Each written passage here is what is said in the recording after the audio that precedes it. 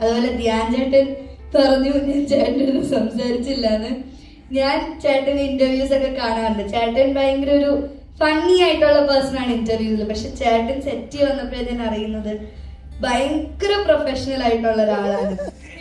ഭയങ്കര പ്രൊഫഷണലാ ചേട്ടൻ. On time എത്തും, എല്ലാം കൃത്യം ചെയ്യുന്ന ഒരാളാണ്. ഞാൻ ആദ്യം എനിക്ക് അതിശയായി, എന്ത് പ്രൊഫഷണലാന്നറിയോ.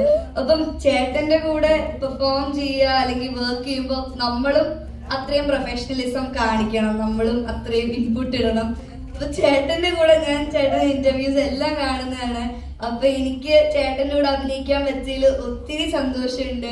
കാരണം ഞാൻ ഒത്തിരി ഇഷ്ടപ്പെട്ട്, ഞാൻ കുറെ റോൾസ് ഉണ്ട് ചേട്ടൻ എനിക്ക് ഇഷ്ടമുള്ള, അല്ലെങ്കിൽ ചേട്ടന്റെ ഓരോ വർക്ക്സ് അതൊക്കെ എനിക്ക് ഭയങ്കര ഇഷ്ടമുള്ള മൂവീസ് ആണ്. അപ്പൊ ചേട്ടനെ നേരി കണ്ടപ്പോ എനിക്കും ഭയങ്കര സന്തോഷമായിരുന്നു. ഇത്രയും പ്രൊഫഷണൽ ആയിട്ടുള്ള ആക്ടേഴ്സ് അല്ലെങ്കിൽ ആക്ട്രസസിന്റെ കൂടെ ഭാഗമാകാൻ കഴിഞ്ഞത് ഒരു വലിയ ബ്ലെസ്സിങ് ആയിട്ടാണ് ഞാനും കരുതുന്നത്.